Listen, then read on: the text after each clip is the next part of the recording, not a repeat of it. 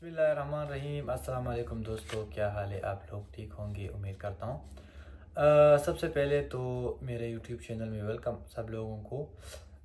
میں تقریباً 3-4 سال پہلے یوٹیوب پر ویڈیو بناتا تھا، تقریباً 3 سال پہلے، لیکن میرے پرانے والے چینل کو تھوڑا مسئلہ ہو گیا اور وہ چینل میں نے ختم کیا ہے۔ تو اب آج کے بعد میں اس چینل پر میری ویڈیو اپلوڈ ہوتی رہے گی۔ آج کا ٹاپک ہے ہمارا کہ یورپ میں کون سی ایسی کنٹریز ہے جس میں ایشین کو آسانی کے ساتھ پیپر مل سکتے ہیں۔ تو اس میں جو ٹاپ پر ہے وہ تو پرتگال ہے، اسپین ہے، اٹلی ہے، لیکن اس کے بعد جو ہے فرانس آتا ہے۔ لیکن پرتگال اور اسپین کا جو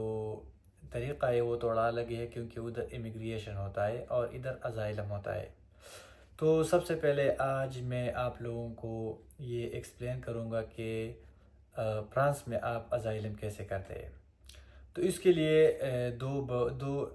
میتھڈ ہے۔ سب سے پہلے اگر آپ پیرس میں ہیں اور پیرس میں آپ اسائلم کرنا چاہتے ہیں تو اس کا طریقہ تھوڑا الگ ہوگا، لیکن میری پرسنل ایڈوائس یہ ہوگی اگر جب بھی آپ فرانس میں اسائلم کرنا چاہتے ہیں تو کائنڈلی پیرس میں نہیں کیجیے، کیونکہ ادھر کا جو میتھڈ ہے وہ تھوڑا لینتھی بھی ہے اور ادھر لوگ بھی بہت زیادہ ہے، ٹریفک زیادہ ہے، تو اس کی وجہ سے آپ کا اسائلم بہت ٹائم لے سکتا ہے۔ تو پیرس کا جو اسائلم کا طریقہ ہے، سب سے پہلے میں آپ لوگوں کو وہی بتاؤں گا کہ اگر آپ پیرس آتے ہیں تو سب سے پہلے آپ لوگوں نے ایک سم کارڈ خریدنا ہوتا ہے اور وہ ادھر سے آپ اپنا اسائلم کے لیے اپلائی سٹارٹ کرتے ہیں۔ آپ کو سب سے پہلے گوگل پہ جا کے ادھر لکھنا ہوتا ہے کہ فرانس اسائلم نمبر یا اوپرا اسائلم نمبر، تو ادھر سے آپ آسانی کے ساتھ نمبر لے سکتے ہیں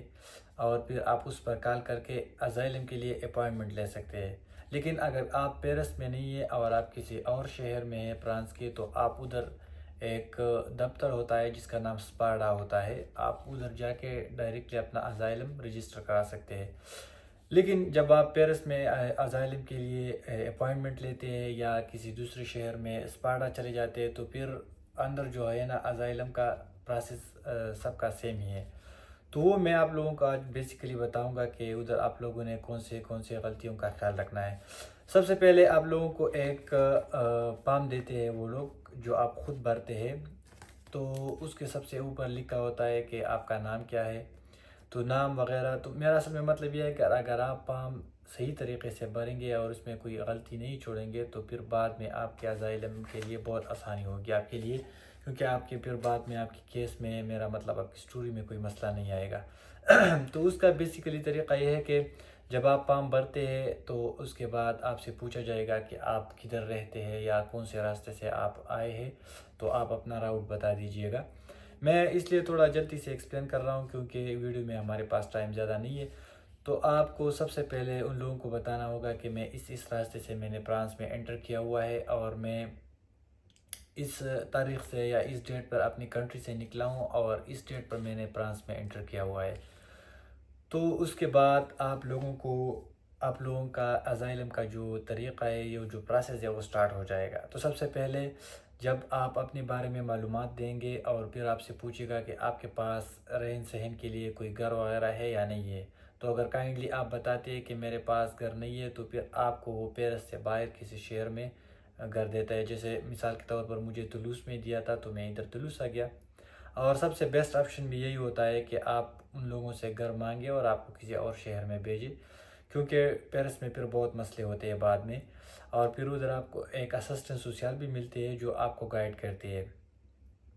تو اس کے بعد جب آپ کا کیس یہ سب چیزیں ہو جاتی ہے تو پھر آپ اپنے فنگر دیتے ہیں، جب وہ جو بائی میٹرک جو آپ کا تصدیق ہوتا ہے اس سے وہ لوگ دیکھتے ہیں کہ آپ کا یورپ میں کوئی کرمنل ریکارڈ تو نہیں ہے یا کسی اور کنٹری میں آپ کا فنگر تو نہیں ہے۔ تو اس میں پھر دو پروسیس ہے، اگر آپ کا کسی اور کنٹری میں فنگر ہے تو پھر آپ ڈبلن میں چلے جاتے ہیں، جس کا میتھڈ تھوڑا لینتھی ہوتا ہے، 6-7 مہینے آپ کو انتظار کرنا پڑتا ہے، پھر اس کے بارے میں پھر کبھی ویڈیو بنائیں گے ڈیٹیل سے۔ لیکن اگر آپ کا پروسیس نارمل ہے تو پھر کوئی مسئلہ نہیں ہے، پھر آپ کو ایک نوٹ بک دیتے ہیں، آپ اپنا سٹوری اس نوٹ بک میں لکھتے ہیں اور ان لوگوں کو واپس دیتے ہیں۔ اگر نوٹ بک دینے سے پہلے آپ کو کسی دوسرے شہر پہ ٹرانسفر کرتے ہیں تو آپ ادھر اپنا سٹوری لکھ کر کے پیرس بھیجتے ہیں،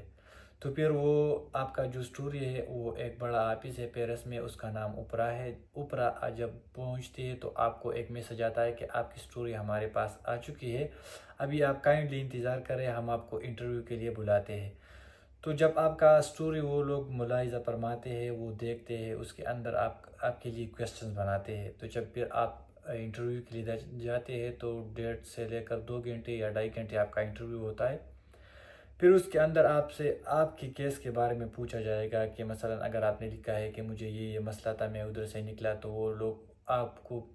ادھر یہ ایکسپلین کرنا پڑے گا۔ اگر آپ نے صحیح طریقے سے ایکسپلین کیا تو 3 ہفتے سے لے کر 6 مہینے کے اندر آپ کا